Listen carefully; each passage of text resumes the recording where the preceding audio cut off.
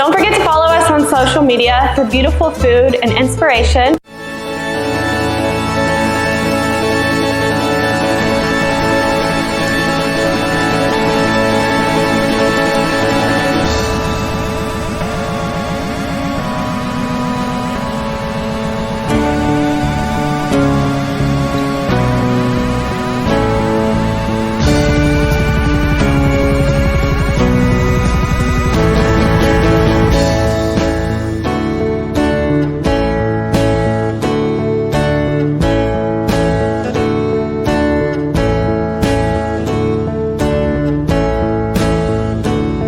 See the same people every other day, but we never say hey, cause we're never looking the way, or my face was in my notebook, we passed each other, didn't look. But these are the people of the towns, of the towns, the towns, of the towns. And large cities are just a bunch of big small towns, overlapping side by side, big small towns.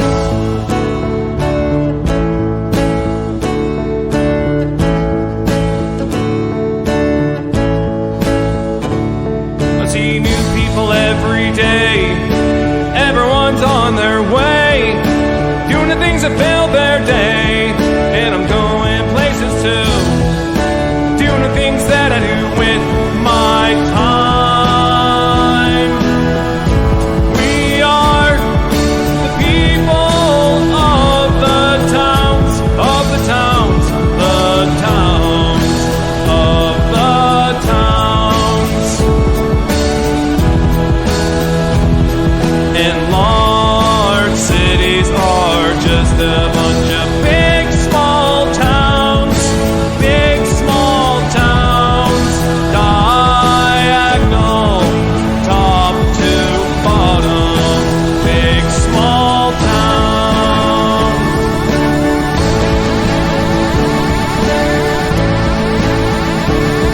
Be nice to the people of the towns, once in a while look around, cause what's going around's coming around. What came around's coming around. What's going around's coming around. Big, big, big, big, big, small towns.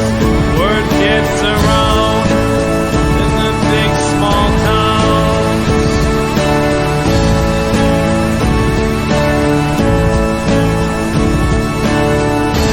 Big, big, big, big, big, small towns.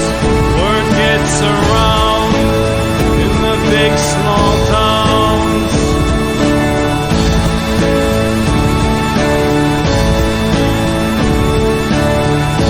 Big, big, big, big, big, small towns. Word gets around in the big small towns. Hey everyone, welcome to Downballot. We do the show live every Tuesday, 7:30 p.m. Pacific, right here on Twitch. That's twitch.tv/Echoplex Media. A programming note will be off next Tuesday because I go to an open mic once a month down out here in Fremont, and next Tuesday I'm going to go to that open mic. So we'll have a week off here, Councilman. And We'll see you next Tuesday. the next following Tuesday. Anyway, I'm producer Dave. You can find me on Grindr. Greetings, producer Dave. Happy to be with you as always. This is the Councilman. You can find me on X at THE_Councilman, although I'm there quite a bit less. In fact, you'll probably find me more often than not in the baby section at Target, shopping for them mad deals on baby food pouches and diapers and all that mad shit, because that's where it's at right now for the Councilman. It's dad bod to the max. I'm really happy to note that I did lose 5 pounds last week on my new low carb diet, and I have managed not to spill bong water on myself in the first 6 minutes of this program. So we're already way ahead of the game from last week. Fantastic. So we're going to go ahead and get started here. What do we got for leading off? Well, in case you hadn't heard, COVID is still a thing. The flu is still a thing. And as RSV, SRV, Sisters with Voices, I don't know, it's still a thing as well. So apparently local officials are urging folks to remember that they really need to get vaccinated for all these things, regardless of how long it's been or how much they've been not thinking about it. COVID numbers are on the rise again, just as we begin to worry over things like the flu and RSV. That possibility of a tridemic prompted health officials in the South Bay to renew their public plea for everyone to get vaccinated today. NBC Bay Area's Damien Trujillo is in San Jose with a closer look at the numbers and talk of a vaccine shortage.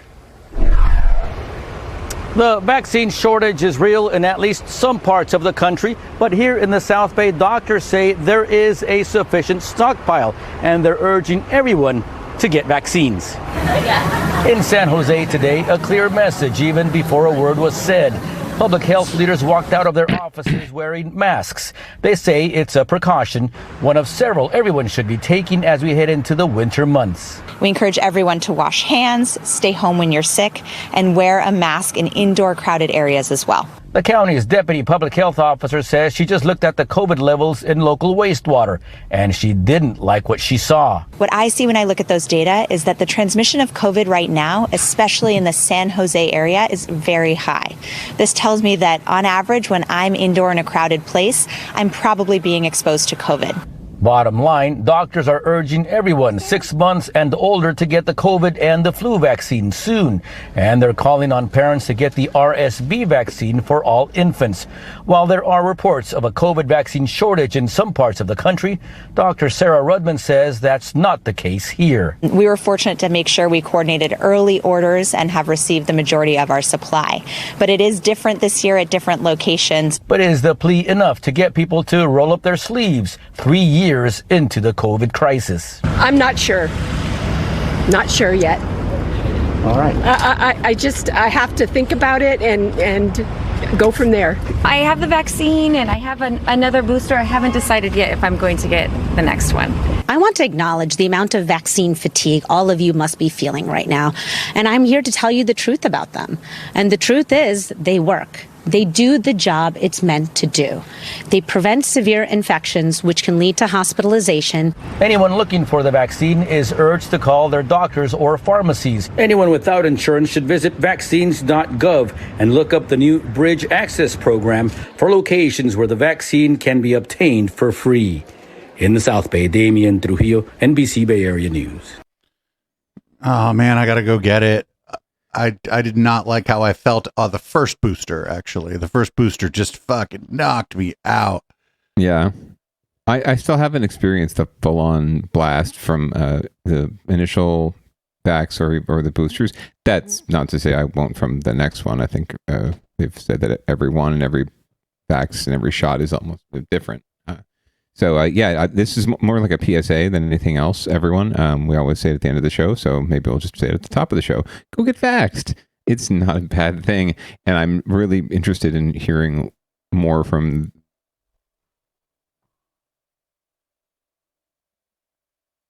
Uh-oh. I'm really interested in hearing more from the councilman, but we lost him. There, you're back. Oh, am I back? Weird. Hello. I don't know what the young lady in the parking lot was thinking or what vaccine she's thinking about. If she's still unsure about the flu vaccine, she probably needs to get on the boat. But regardless, everyone out here on Twitch, in the chat, you all know, go get vaxxed. Get that shot.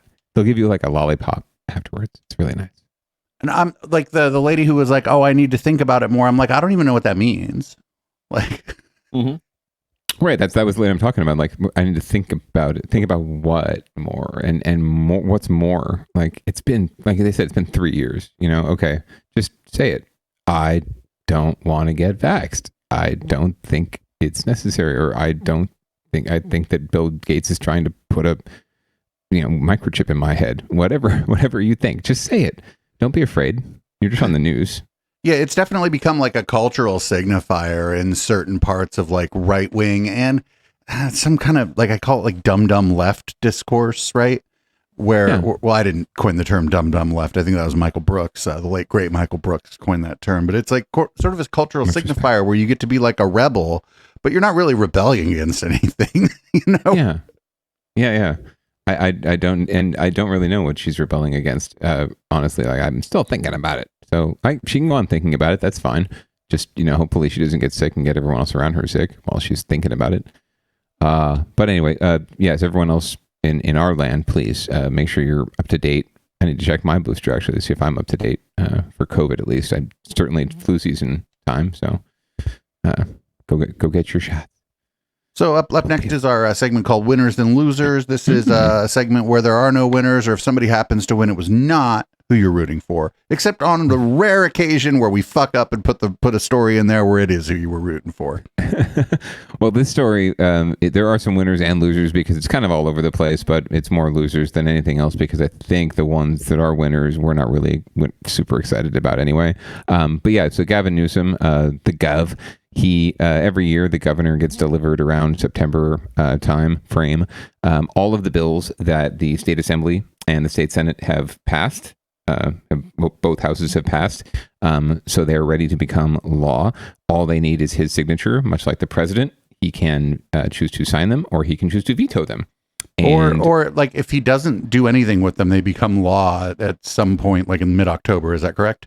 Correct. Yes. If he sits on them, then it simply becomes law.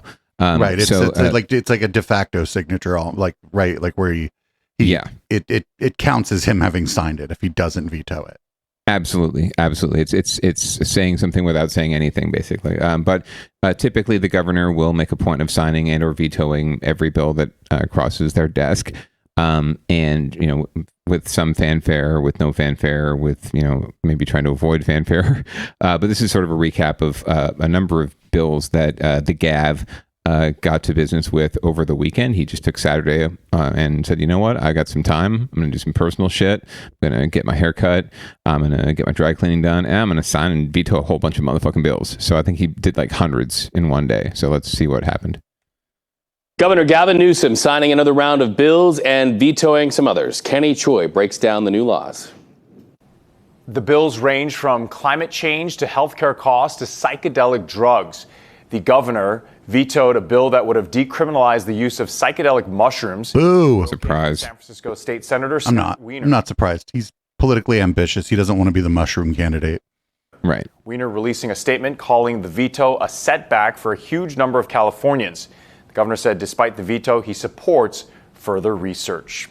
The governor also vetoed the Let Kids Hear Act. It would have required health plans to cover medically necessary hearing aids for people under the age of 21. Wait, what the fuck? Yeah, this one, the good wife is apoplectic. That can help with the price of hearing aids. And Governor Newsom signed two bills focusing on corporations' impact on climate. One bill requires companies with at least $1 billion in annual revenue to publicly disclose their greenhouse gas emissions, even from activities like employee travel.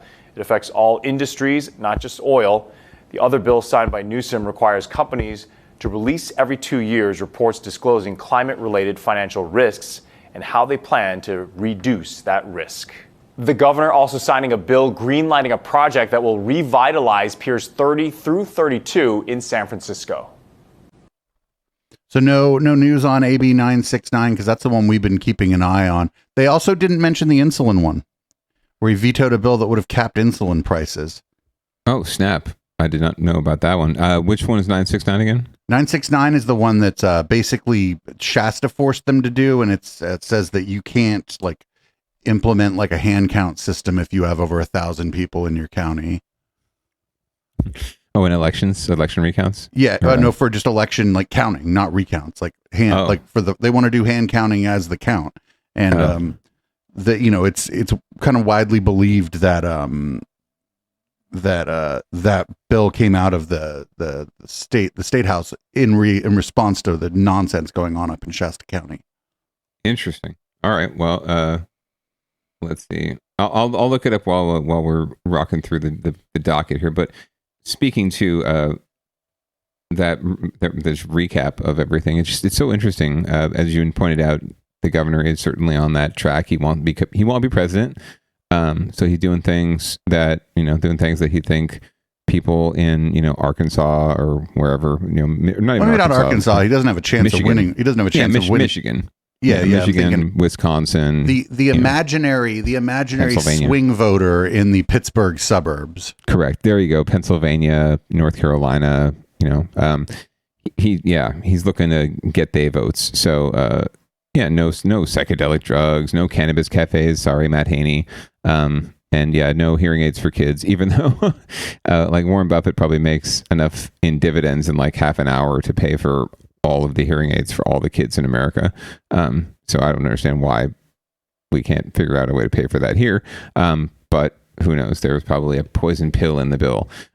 Anyway, there's another one up next year from KTVU pointing out that the governor's not really interested in keeping kids from having unprotected sex, apparently.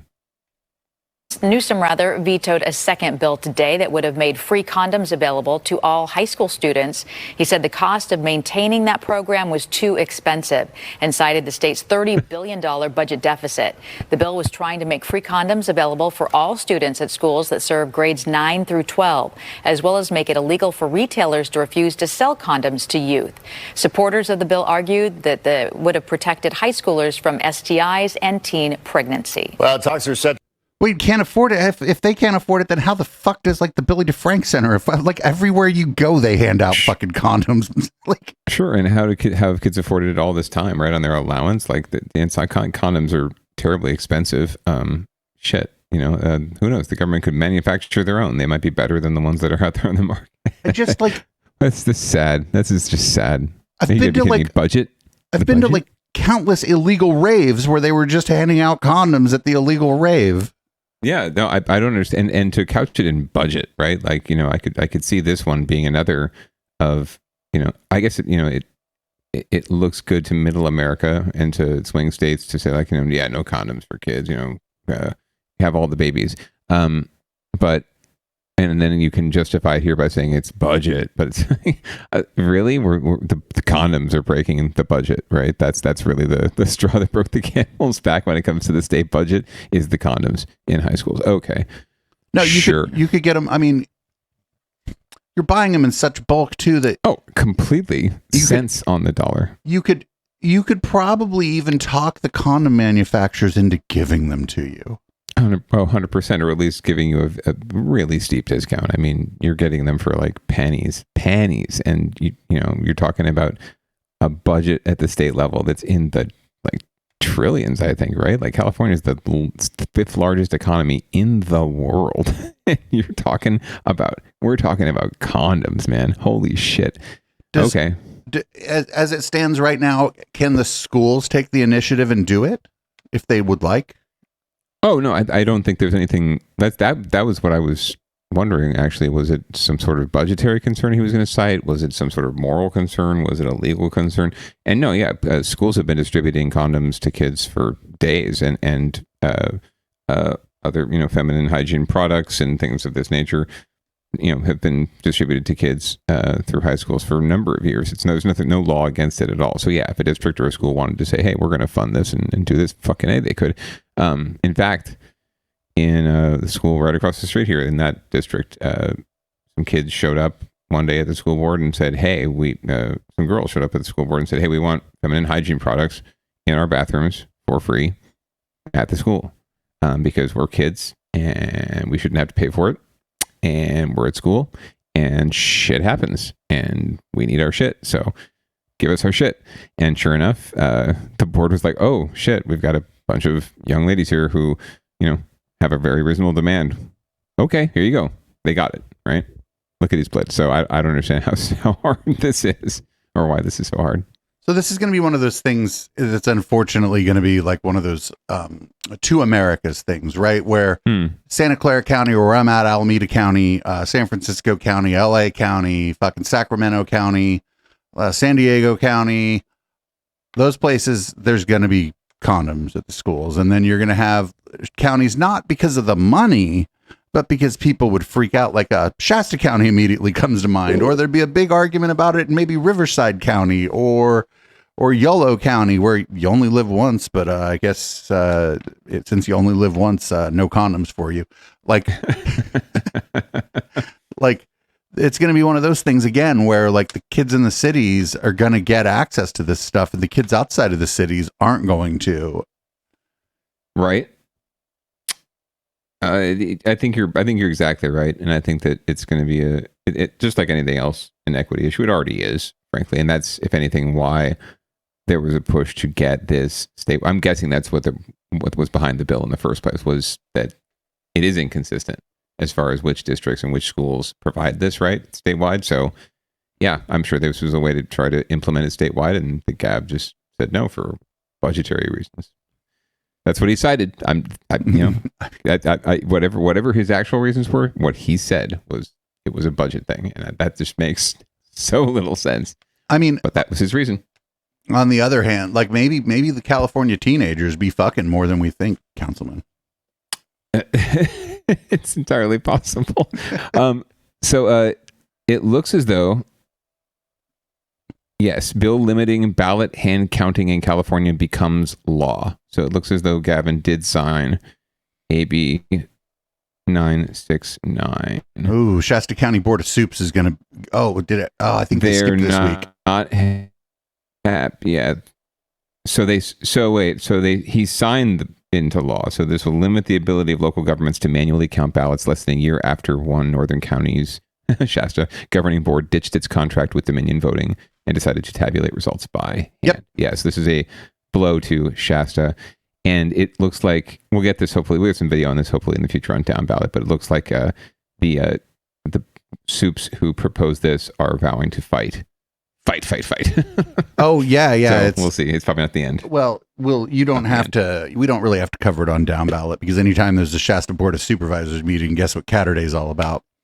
We have our own. It has its own goddamn bingo card. That's correct. All right. Well, if there's ever any spillover, I'm sure we'll catch it here. We always do. It's sort of like it's up north, so it kind of drains down into the Bay Area through the Sacramento River, right? All the waste, the poo. Speaking of the poo, I want to just call back to our first clip here and just give a shout out to Dr. God, I'm forgetting her name now. Dr. Sarah, the other Dr. Sarah, who has been looking at our poo. God bless you. For looking at the poo and making sure that we are still getting COVID.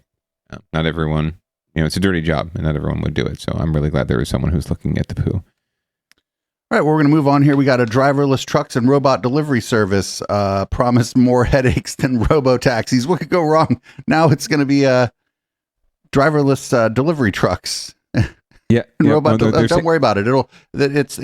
It's actually better because there's no people at all in the car to report problems. Exactly. Like, they're not transporting people, they're just transporting stuff.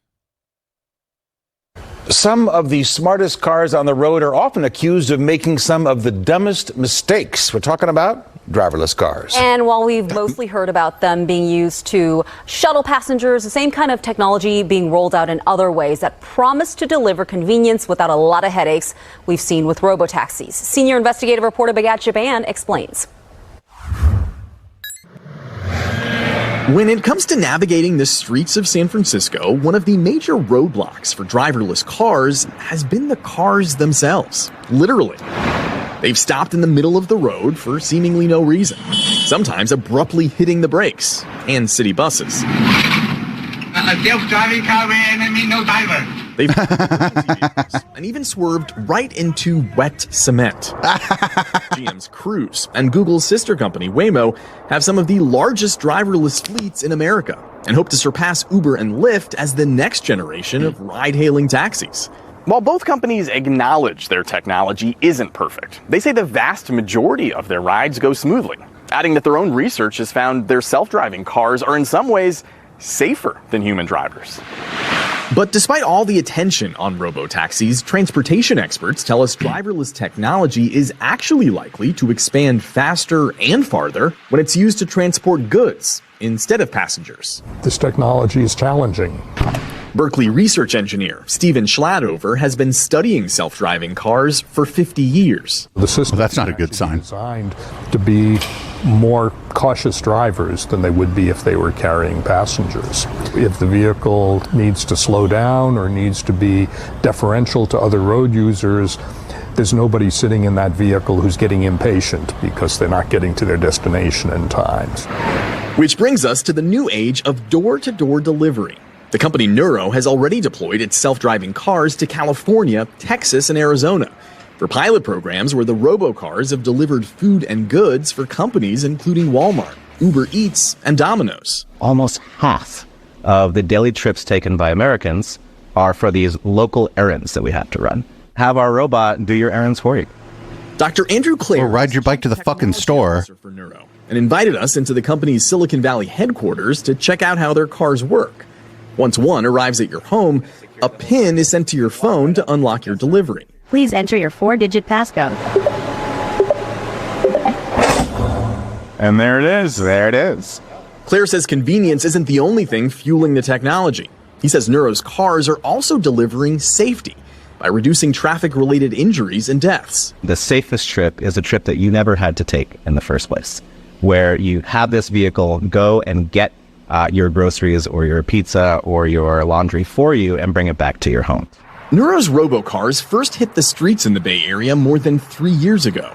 Today, there are about 50 in California, but the delivery service has only logged several thousand miles on the road without a human in the car. Waymo and Cruise have each driven roughly 5 million driverless miles and have been in dozens of crashes over the past 3 years, according to the DMV. I like how when it's a driverless car, they refer to it correctly as a crash instead of an accident. The fault of other drivers, like when this person ran a red light. But they were just saying it's state and federal. A lot of times, the other driver was responsible, not the autonomous vehicle. Transportation records show that while in self-driving mode, Nuro's cars haven't been involved in a single accident across the state. What do you credit that to? From the vehicle design to our software design, safety is our #1 priority. Big rigs are also speeding ahead with driverless tech. Trucking is a $940 billion industry in the U.S. with more than 13 million trucks that largely rely on highway driving, which is typically more predictable and less complicated than city streets. But the trucking industry is down drivers, with a shortage of more than 78,000, which is only expected to double over the next decade. The driving population is really aging rapidly, so they're going to age out and they can't find new drivers. One potential solution is putting robots in control, which would also look like you made that lane change rather recklessly. Did you see that? Yes. And follow one another more closely. Very Batman cartoonish. Between different trucks. It's called platooning, and it can dramatically improve gas mileage since there's less wind resistance. Autonomous big rigs are still largely in the testing phase, but the company Too Simple already has driverless trucks on the road in Arizona and China. Imagine a world where you have self-driving trucks that can operate 20 hours a day, basically increase freight capacity at a fraction of the price of which today's trucks are being operated. Cheng Lu is Too Simple's CEO and says cutting gas and human labor means trucking companies could reduce their budgets by 40%. And cheaper transportation could mean cheaper goods for consumers. No, that's not what that's going to mean. Considerably reduce costs. Robot trucks have got to go. Hey, hey. But not so fast, says Jason Rabinowitz, a leader with the Teamsters, the nation's largest trucking union.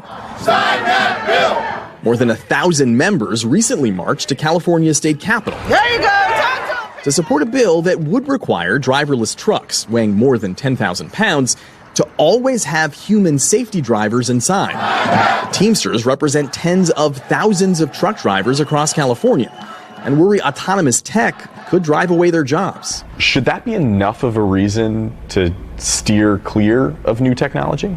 We welcome new technology. We want to make sure it's safe. It's about jobs, but it's also about safety. You want someone in the cab that could take over if needed. Absolutely. You could have even bigger disasters than we've had with the robot cars just because of the bigger size, scope, and weight and speed of these vehicles. The threat to our safety is enormous. The bill mandating human supervision inside self-driving trucks got bipartisan support in the legislature, but Governor Newsom vetoed it, calling it unnecessary, since current laws already allow the state to create the appropriate regulatory framework. Right now, self-driving trucks aren't even allowed on the road in California because the DMV is yet to release guidelines on how they should operate. Once they do, the first phase of testing is likely going to require humans to ride along. But eventually, California's highways could be lined with big rigs that have no one behind the wheel. With the investigative unit, I'm Begad Shaban. Well, Begad has been staying on top of all the latest developments. So this is, I don't know the answer here. Are like the current state of professional drivers, right? Do they, like, I'm not talking about like gig workers. I'm talking about like delivery drivers, right? Is their safety record better than the average driver? I would imagine yes, due to training, but that's just a guess. I don't have this information, but I would imagine the answer is yes. Also because like big rigs, like they were saying, that's a lot more highway miles, right? So you're gonna less accidents, per mile traveled on the highway than on city streets anyway. Sure.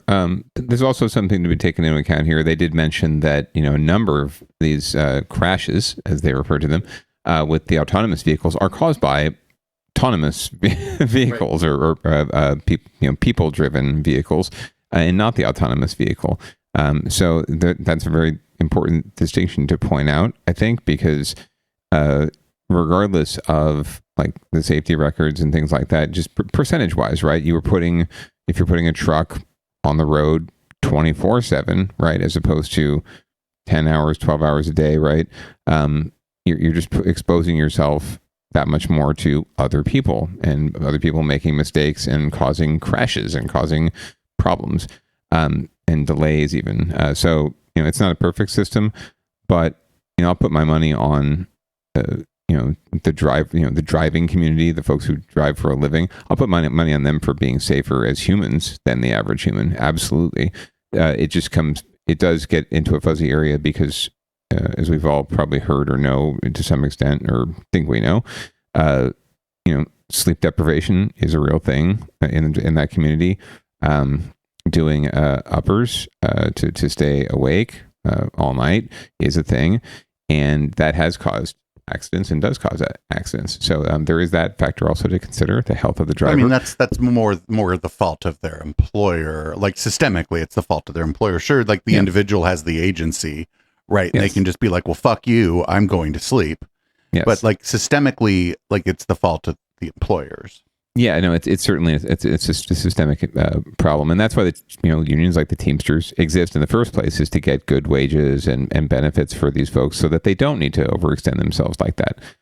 So hopefully, there's a way where we can find our good friends in the Teamsters, our friends in the Amazon, the other industries that need shit delivered, can come together, and with the use of robots and even AI, they can figure out a way to make it better for everyone.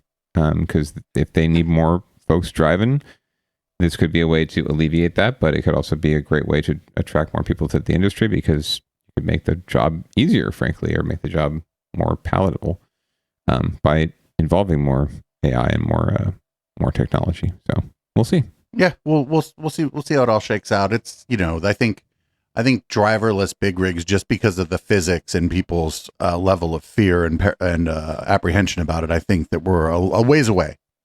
It's a lot to handle. It's a lot to think about. Even for someone like me who just casually is thinking about it, but I drive down I-5 constantly and up I-5 constantly, so I'd be exposed to this a lot.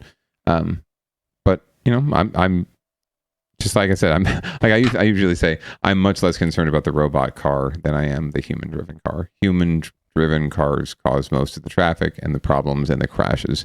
I'll go to my deathbed saying that. I would much rather have a world where we all just give it up and let the AI take over in that particular regard.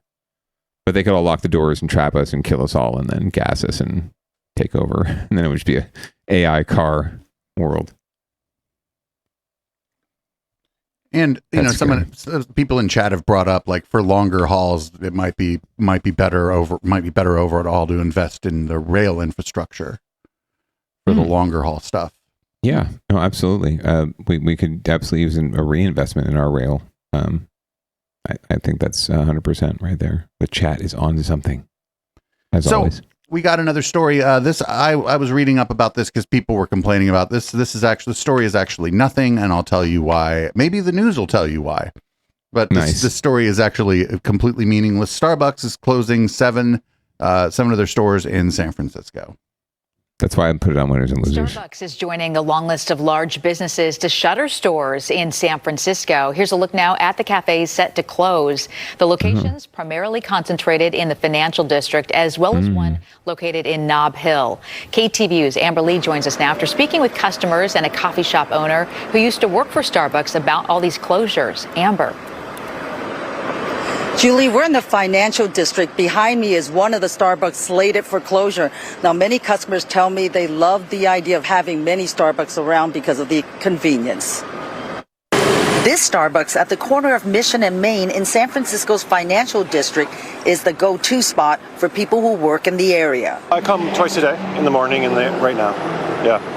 It's just really nice to be able to walk across the street. But as of October 22nd, 7 locations, including this one, will be closed. Most are concentrated in the downtown financial district area. In a written statement, a Starbucks spokesperson said in part, each year, as a standard course of business, we evaluate the store portfolio to determine where we can best meet our community and customers' needs. Starbucks, at least from what I know, has always acted very quickly in shifting business strategies. If something's not working, they're gone. Aiden Compton tells me he was store manager for the Starbucks on Stockton and Sutter Streets before opening up his own coffee houses in the North Beach neighborhood and on Fillmore Street. He says Starbucks has a lot of stores that are no longer generating the business they did before the pandemic. But as soon as downtown cleared out, business dried up for everybody. Starbucks says it is, quote, reevaluating our footprint, including adding and reopening some stores it had closed, including this one at Powell and O'Farrell at Union Square. There's more variety here, so people have more to choose from. Vasconiris is the former executive director of the Fillmore and West Portal Merchants Associations. He says business closures are never good, but that Starbucks is adjusting to changing consumer trends. The popularity of other types of beverage shops are likely a factor. The emergence of the variety of boba shops that we see in the marketplace right now is a big reason for the closure of some of these mainstream coffee shops like Starbucks. Some customers tell me they did not know that Starbucks is planning to close some stores in the city. It's sad when I hear some Starbucks is closing. Me in San Francisco, a lot of things are closing due to the economy, due to a lot of issues that are going with the city. So, I'm not surprised. Starbucks says no workers will lose their jobs, that all employees affected by the closures will have the opportunity to transfer to another store. Live in San Francisco, Amber Lee, KTVU, Fox 2 News. So they did an okay job, but there was a statement made by Starbucks that just without saying it, they're like, oh, we're oversaturated. Yeah, absolutely. Oversaturated, and we also have some spots that we want to reassess opening. It's kind of like, a bus service, right? Or VTA with their bus service, right? They're set every now and then. They assess how the lines are doing, what are the most popular lines, how can they balance, the need of the needs of the community against their need to make, fair recovery. And they, cut and add, and sometimes add back lines, right? Depending on where the popularity is, frankly, at that point. Starbucks, like any business, does the same thing. They expand and contract because they have the ability to do so. I don't think Starbucks is going under anytime soon. Compton's Coffee House might go under, but Starbucks won't go under. So they'll be fine. Don't worry. And even if your local Starbucks did close, this is a perfect opportunity to explore and to try Compton's Coffee House or to try the other, the alternative artisanal cupcake shop that happens to serve coffee around the corner and maybe doesn't have poop in front of it. Go in, try the mint snickerdoodle pretzel peanut butter fudge ripple cupcake swirl coffee drink, and support a local business and get diabetes while you're at it. So when I lived in San Francisco, there was a place where you could stand on Van Ness in front of a Starbucks, where kitty corner was a Starbucks, and down the way on the end of the next block, you could see a sign for another Starbucks. Oh, for sure. You used to live near a spot actually in the sort of Campbell, San Jose nether region where there literally was a Starbucks across the street from a Starbucks. The Starbucks next to the Whole Fizzy at Hamiltony and Hamiltony and Bascombe, and then right across the street in a little strip mall was another Starbucks. Yeah. That's and they're just not as popular as they once were. They did that as a cash grab, right? Sure, because they could. If they could, I would,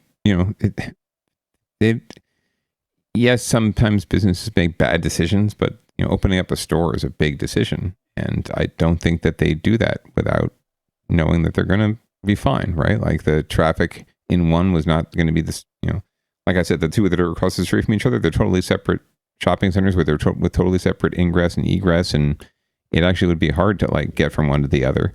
So it's not like they're competing even in the morning commute. It's like you're going one way or you're going the other way, but you're going to hit a Starbucks either way, and that's their game. And that game is maybe slowly going to change because there's just not as much demand anymore. Sure. And there's more than, like they said, there's more variety out there, right? And more. I mean, even though a lot of people are going back to work, people still be working from home, and maybe they just fucking make their own damn coffee. Like how we do it. That's how we do here. Wake up, grind it up, put it in that pot, and drink it up. So here we got get your shit together, and this is just another story about, is San Francisco going to clean itself up so that some tech bros can be happy? So let's let it ride. While there are many iconic landmarks, San Francisco's tarnished image around the world is best described as a beauty in distress. Journalists based in San Francisco who work for foreign media have much to write about. Especially since it changed a lot. It's not the hippie city anymore. Then the tech bros came in and a lot of money came in, and San Francisco changed dramatically. Axel Pastenet works for a German business newspaper interested in how San Francisco grapples with its commercial real estate downturn. The question is, will we see anything like this in Germany too, or in other cities? That's an issue to be discussed in mid-November during the Asia-Pacific Economic Cooperation Summit hosted by San Francisco. Here's the APEC lineup. 21 world leaders, 30,000 delegates, 1,200 CEOs from around the world. Not only is the city's image at stake, but some say it is the beginning of its economic recovery. San Francisco has the potential to lure much-needed foreign businesses to its downtown, where 1/3 of the commercial space is vacant. What do they think is going to happen at this conference? So many things. Sparkles will fly out of London Breed's butt. Nothing. No, people are going to go there. They're going to get drunk. They're going to cheat on their partners like they always do at the conference. And then they're going to be like, oh, the San Francisco's not as bad as everybody says it is. Now I got to go home. That's what's going to happen. Like this. Hey, some of them will bring their partners and have relations with them, maybe. Opportunity to have international folks here, folks from China, Korea, right? From Japan, people who are not, who are only hearing the stories and not seeing the reality of investment, to see the opportunities to invest in here and the paths forward, we think is a real strong point. Where we're going to showcase our cutting edge thinking on artificial intelligence and on biotech and everything else that's out there, autonomous vehicles. Don't focus on that. Showcase on all of that. Like everybody that comes to visit, we think trucks. They're excited about it and might want to come and expand and be part of what we've got here. That can really help our economy. San Francisco has just 1 month left to prepare. So far, the city has raised $20 million to make it an extravagant event, but also make it clean and safe.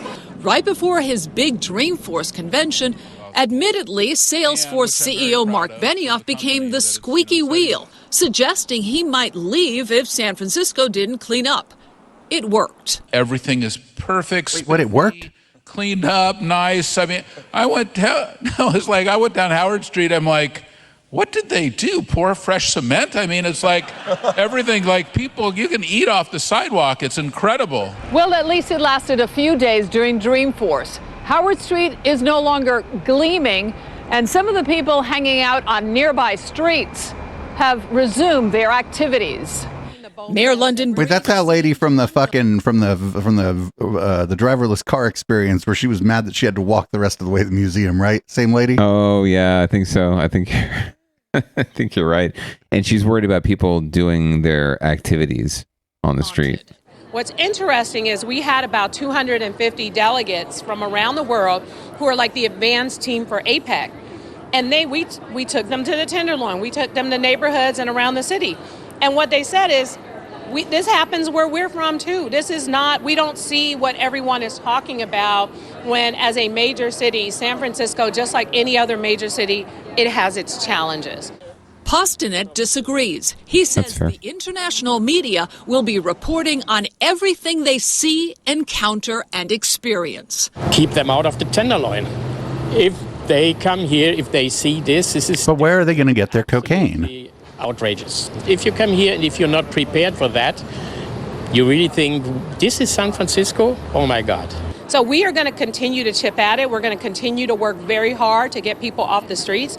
We've taken the very bold, controversial steps of making arrests for not just dealers, but also users. Meanwhile, neighboring counties are watching too. San Francisco, obviously, they're going to have great motivation to try and spruce up the city, which may see drug dealers quietly moving across county lines. San Mateo County District Attorney Steve Wagstaff warns of what may follow. If we see it, you arrest them, and we will prosecute them, and we will lock them up. We're really concerned. We do not want San Mateo County in any fashion to turn into what San Francisco's become, and it won't, because we're not going to let it happen. The APEC conference is also a chance for San Francisco to take center stage when the leaders of the two largest economies, the U.S. and China, sit down to meet in good faith. The meeting goes beyond trade talks. It is also an opportunity to convince more Chinese tourists to travel here, despite what they have seen or heard. Chinese tourists spent $1.2 billion in San Francisco in 2019. But have not returned in pre-pandemic numbers. You never get a second chance to make a first impression. Now, there are two reasons why Chinese tourism has not returned to normal. One, direct flights were not available until just last month. They are slowly coming back. And number two, the valid concern about anti-Asian hate crimes. And you know that's going to be something that's going to be discussed at APEC. And the delegates are going to say, what are you doing, San Francisco? What are you doing about it? Right, not to mention the hostilities and the tensions between the two countries right now. But we need those tourism dollars. We do. Thanks. Well, at least they mentioned the flights.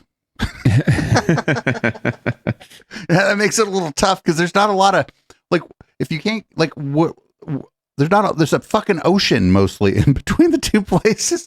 I mean, yeah, it's a very, very large ocean, in fact. And how do we know people aren't coming here to see all this? Fun and interestingness and character, we might say, in San Francisco and surrounding cities. Maybe that's exactly what people are coming here for. So let's, before we poo-poo it, let's think about that. But yeah, I found myself nodding and agreeing with London Breed in this particular piece because she's kind of doing what we do generally, since they throw up our hands and say, look, it's a fucking city. It's a major city. And yeah, we got problems in a major city. Holy shit. Imagine that, right? We got people living on the street, right? We got, things happening, drug use happening out there. Things are happening in our major city. So, like, can you help us out and just, like, kind of roll with it and not freak out and think that things are going completely to shit and hell? I found myself siding with her in this particular piece. Not that I always do, but then she started talking about how we're going to start arresting users, and that's just like, got me. And then you take two steps back. But, well, she's probably trying to appease the people who might be coming to the conference, being like, one, it's not that bad, but two, actually, we're going to deploy the shock troops. Right, and you'll still be able to get your cocaine. We'll even bring you cocaine. Right. Yeah. You want to, like, again, like I said, they want to curtail drug use. They could start fucking searching people at the conference. Like, yeah, I mean, Uber Coke, right? It's gonna happen sooner or later. So, and not for nothing. Like we said about the last time. Yeah, like people, when there's all these people in this one location, it makes it harder to notice any given individual, be they a homeless or somebody you just don't notice that you should have said hi to because the conference was so busy. Like when you drop a bunch of people into like a 2-block or 3-block radius or just a block, you're not going to see everything because there's going to be people in the way. Yeah, no, absolutely. So, continue to keep trying to clean yourself up, San Francisco, but you just got to accept at some point, and we have to accept, and the tech bros have to accept, reality. Mark Benioff, get over yourself, bro. And the funny thing is, Benioff actually was the one who fronted a bunch of money for, I believe, a affordable housing measure or some sort of, homeless housing measure. So I don't know what his deal is now, just because he's got a bunch of investors to answer to, I suppose. It's too much Twitter, probably. Too much Twitter. Yeah, it's too much everything. Too much Elon. Too much all of it. So anyway. So we're going to move on to Down Ballot Watch, where things are more directly about local government and local government meetings and the goings on in our cities and counties here in the Bay Area. So this first one is about Sunol, and school board president is getting threats, but not for the reason you might think. Yeah, we're following. This is a follow-up story from, I believe, last week. So let's just roll it. More fallout tonight following a flag ban by the Sunol Glen Unified School District. The 2 school board members who voted to only allow the U.S. and California flags to fly are now facing serious backlash. KTVU's Brooks DeRose has been on the story from the very beginning. He joins us now in the newsroom. And Brooks, you sat down with the president of the school board who says he's actually receiving death threats over this. Yeah, a handful of hateful attacks, he says, that threaten him and his family. So much so, he's even filed a restraining order against someone. This is the first interview Ryan Jurgensen has given since that flag policy was voted on. He says a small number of people are inciting anger, more controversy, and potential violence. I did not expect this amount of vitriol from people. For weeks, Ryan Jurgensen, the Sunol Glen Unified School District president, says he and his family have repeatedly been threatened. I can take people disagreeing, but it's beyond the pale to start harassing children in an elementary school. It is uncalled for to harass my wife. That won't stand. It follows a controversial school board decision that he stands behind to only fly the United States and California flags on campus. The U.S. flag is the most inclusive flag that there is in the world. It stands for freedom. It stands for liberty. It stands for one nation, together, indivisible.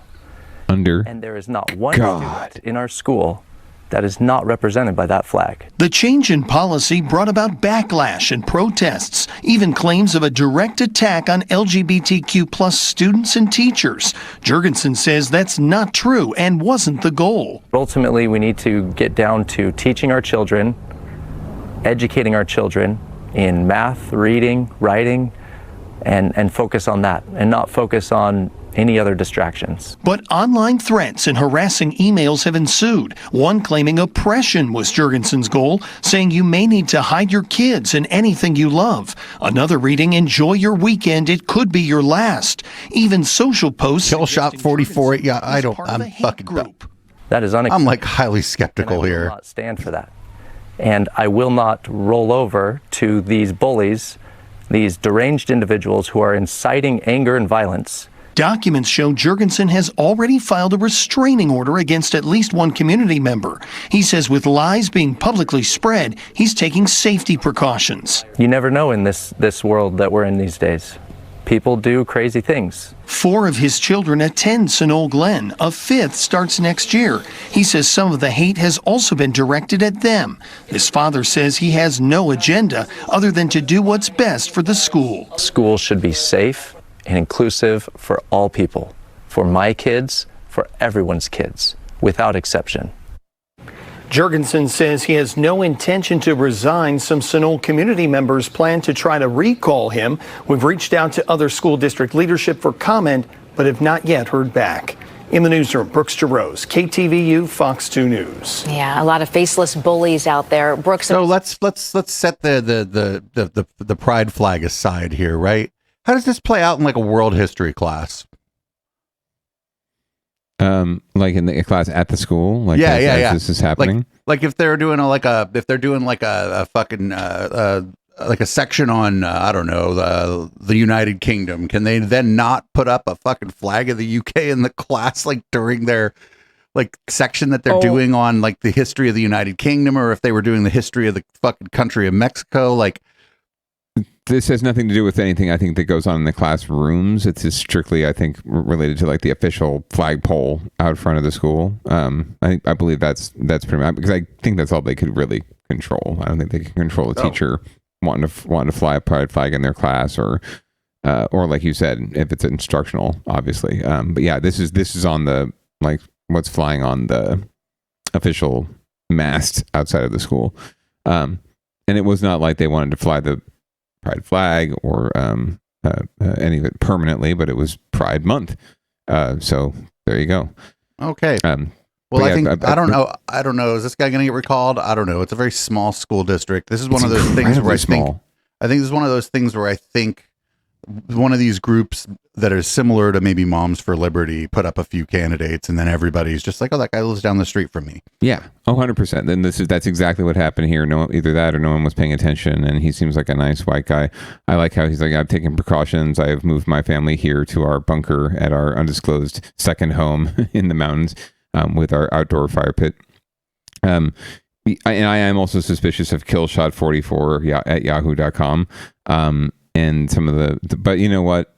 If he says he's getting threats, I'm not going to say he's not. And if you are out there and you're making violent threats against this guy, that's really not the answer. It's just not the answer. Well, it's not going to accomplish your goal, and all you're going to do is end up in jail. Yeah, it's not going to solve. It doesn't solve anything. So like really, even if you were to be able to get away with it and go through with it and kill this guy, right, and his family, where does that get you? In fact, you martyr this guy. What are you saying? Yeah, what he's exactly. And then the next wave across the country, remember Sanol, right? We're all going to run for school board and take over our local school boards and remind people that the American flag is the most inclusive flag in the world. I couldn't believe that shit. That's how I knew this was some Moms for Liberty shit. Yes, all flags matter. All flags except they don't. Exactly. So up next, we got Mayor Ed 209 clashing with the Valley Transit Authority about emergency housing plans. Yeah, this is another follow-up to a story we had a couple weeks ago. It looks like the VTA has approved the plans, but there's still some conflict between the city and the county and the transit folks.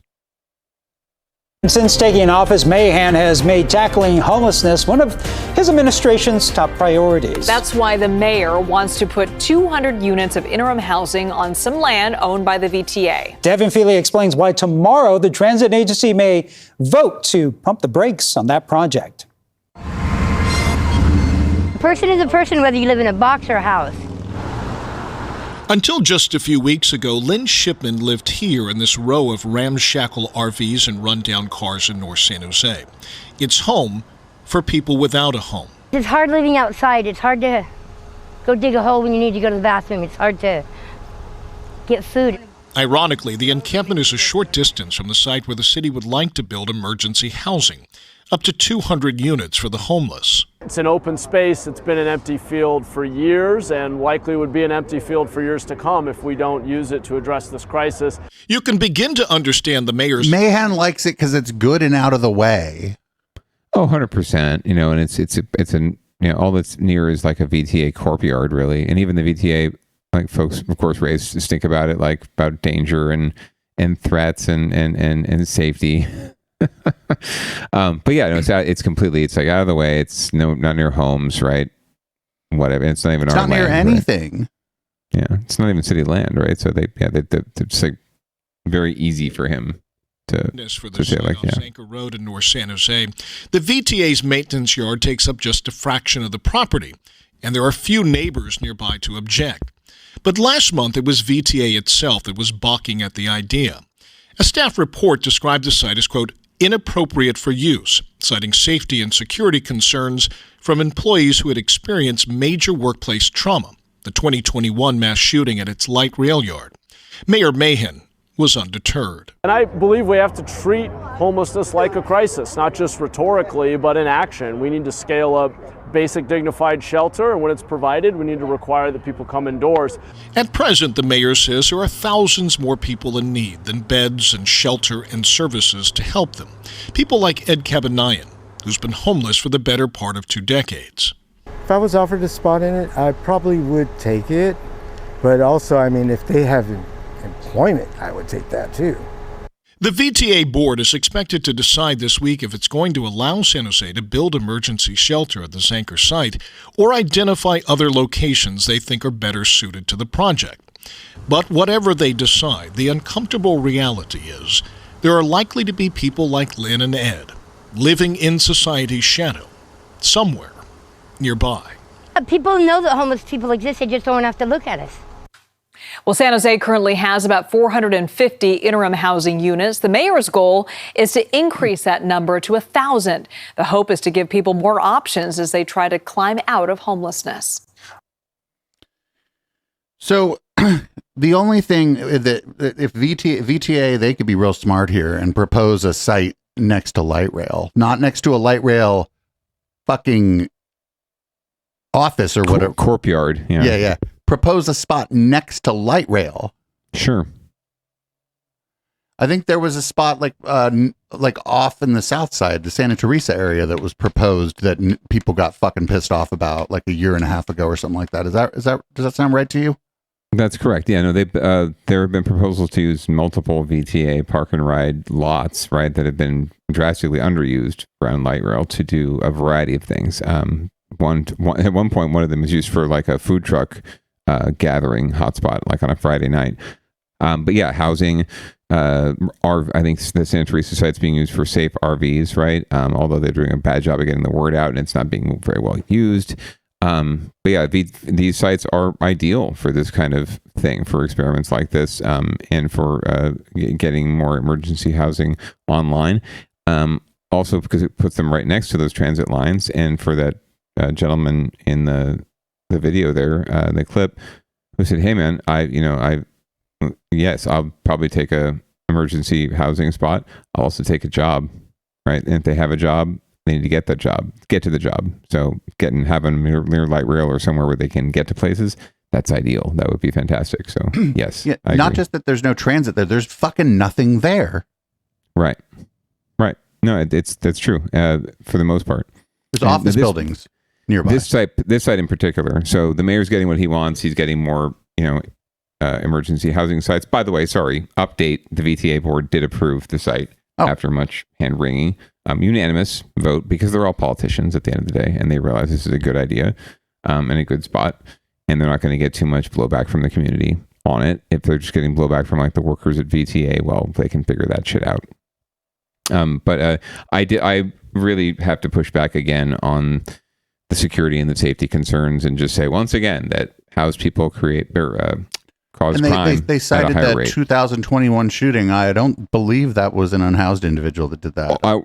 I was just about to get to that. Thank you very much. It was a coworker of theirs. So not exactly like some strange unhoused person living in, the unit behind their building. No, this was one of their coworkers who walked in and shot and killed 8 of their colleagues. So if you really want to you want security and trauma concerns, look around the room. Right. And that's just not just for VTA workers. That's like your family dinner table. You want to know who's most likely to off you. Unfortunately, who'd you eat dinner with? It's in my family. It's me. Yeah.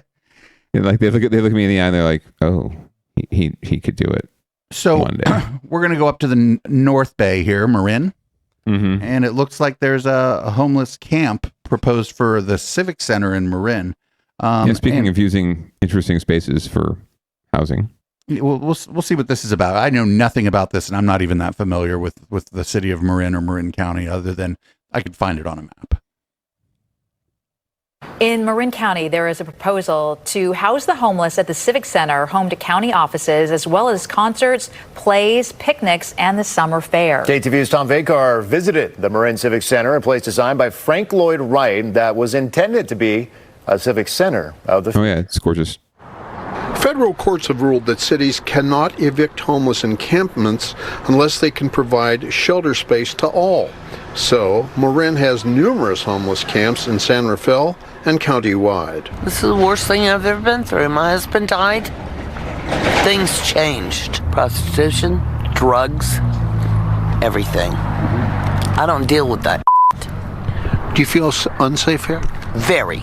Lifelong San Rafael resident Bob Epstein, who happens to be San Rafael city attorney, expressed his personal, non-official opinion on a possible fix. On an interim, temporary basis, conducting some sort of sanctioned camping at the 160-acre county civic center property with an intent that it would be over at a time that we could get people in housing. I think it's a great idea, really, because to keep us all together will keep us all being able to help each other out. Having them together, we're going to be able to bring more resources directly to them. With that, San Rafael, Marin's largest town, could remove encampments from public walkways, parks, and streets. Encampments aren't good for the community. They're not good for the neighborhood. They cause a lot of concerns for residents and businesses. Fact is, the Civic Center does have a lot of open space, and it is open space where you could put a camp. The problem is that there are neighbors who might not enjoy looking out on that, including an office complex and a very large hotel right next to it. But Marin's 10 other towns might also want to place their homeless folks here, which could turn it into a much larger homeless mini-city. The county already provides 160 beds for homeless throughout unincorporated Marin, saying a big civic center camp is unsustainable. We have over 300 community events any one year. We have, this is a vibrant government center where our residents need to do their public business. We have the courts, people for jury need to use our jury parking lot. Until all people have access to shelter, the growing homeless population will continue to expand. Tom Bakar, KTVU, Fox 2 News. I like it. Put it right where them motherfuckers work. Why not? I mean, if they don't like seeing it, great. You got to see it every day on your way to work. Then maybe you fucking do something about it. Exactly, right? But it's the irony is that in that building right there is where the fight's going to be over this, I'm sure. So we'll stay tuned to the public comment in Marin County. It's going to be fucking lit when that comes up. I can't wait to hear all the bitty white people from Marin who don't live anywhere near the spot probably coming in being like, our community was going to get torn apart by this. Everyone's going to ship their homeless people here. San Francisco will ship their homeless people here. And we'll fall into the abyss of filth and crime. Well, but we also have to understand this is almost like a non-story too, because it was like somebody who used to I guess they used to work for the county. Kind of work there, yeah. And they're just giving their non-official, just personal opinion. Right. Like, I just wanted to say, I'm sure this is something like maybe he was in the building at some point and he pitched this idea and it got like shot down because of, everyone knows how much of a fight this would be with the constituents. And so this is his way of, putting it out there and being like, hey, this is just my thoughts. Not that anyone's ever thought about this, but I'm sure there have been talks about it internally. And, he's just voicing what has been already discussed. They have all that space. Maybe they could break ground on some fucking public housing. That would be nice, wouldn't it? I know it's I know it doesn't solve everything tomorrow, but we would have started, if places would have started breaking ground on public housing 15 years ago, we'd have public housing now. Sure. And it wouldn't solve the entire problem, but boy, would it would probably be a pretty big release valve on the problem. Sure. And land is always the issue. And there's land right there. Their school districts have enormous amounts of land that's unused and again could be used for housing for their employees or their kids and their families. So get on it, people. Get off your high horses or whatever is keeping you from having the political will to do something. It's a crisis, then act like it. Marin County has a lot of money and a lot of space. It's not like San Francisco or even Santa Clara or Alameda County where we're starting to run out of space. Yeah, no. They have the largesse, they have the space. They can make it they can make it nice. They can make it like glamping. It would be fine to look out on, honestly. If they can make it pretty if people were worried about people in the hotel looking at some sort of unkept wasteland. People in the hotel be like, you're charging me how much for this hotel? Look at that site down there. Excuse me. Spend a few dollars and make it pretty. It's not that hard. And what do you know? More people might want to go live there, right? Yeah. So and but I don't think this is going to happen. I think it's just they just needed like a story outside of San Francisco about homelessness, right? Oh yeah, for sure. Anything's a story when it comes to San Francisco. So we got another thing. We're definitely way ahead of schedule this evening. This show's only supposed to technically, kind of, sort of supposed to be about an hour. So we're getting better. Doing all right. So this is Car versus Building, number 843. And if it's a Louis Vuitton store, I actually predict that the building will win. Well, let's find out. Let's. Walnut Creek police say officers interrupted a burglary in progress at the Louis Vuitton store after thieves used a car to break in. It happened just before 4:30 yesterday morning. Police say officers were on the scene within 1 minute of getting that call and saw roughly 24 people attempting to burglarize that store. The suspects used a stolen Land Rover to crash through the front window to gain access. Sky Fox was over the location at Broadway Plaza yesterday, and you can see crews there repairing that window. The suspects fled. I have no idea. Different directions. It's unclear how much merchandise was stolen. Well, I apologize. No video of the actual incident. We'll have to call that one a draw because we don't know. I guess. I mean, if just judging by the extent of the damage, it looked like they're repairing their window, but it didn't seem like too much damage to the facade. So it looked like things were pretty hopping actually on the sidewalk. So not too much distraction. So I don't know. I kind of feel like structure might have won that one. Yeah. Well, that's been the show, Councilman. Now that you have that fancy fiber connection, except for your dropout earlier, I think it's a result of your old computer, but we're on a pretty minimal delay here. So you want to close the show out? That's fabulous. I would be happy to. And I can't wait to upgrade. Don't get me wrong, folks. Upgrade yo shit. This is the Councilman. I'm really excited to have joined you, Producer Dave, and you, chat, and you, Twitch viewers, and all of you listeners who download this podcast and make us the 9th best news podcast in all of California. That's fabulous, according to someone. Anyway, please remember, as we said at the top of the show, go out there and get vaxxed, get your boosters. Make sure you wear a mask if you're in a public space because everyone around you has COVID. The poop says so. But if you really want to take your pants off, I'm going to let you do that because it's totally optional. This is Audible Smoke. You're going to see us in 2 weeks. Because Producer Dave is going on sabbatical next week for his open mic. And we will see you next Tuesday. Have a great night, everyone. Peace out.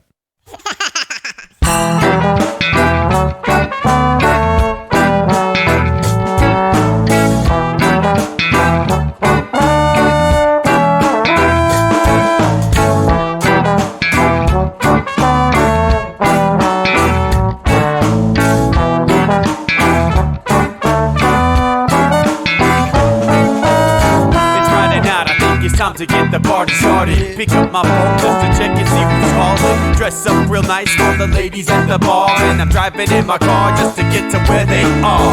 Here at the local scene is where I plant my feet. It's where I smoke my cigarette and I hold my drink. I look at all my friends, they're all blazing greens. Here at the front of the stage, waiting for MTV. Where are those guys who's standing next to me with a pipe in his hand, ready to blaze for me? About 5 minutes later, we're all singing Queen. I get the fuck up on stage, man, rock the scene, yeah. We do what we want, and what we want is to jam. So sit back and enjoy the band. We do what we want, and what we want is to jam. So sit back and enjoy the band. Enjoy that band. I turn and head back to the bar for a refill, man, because you know where we are.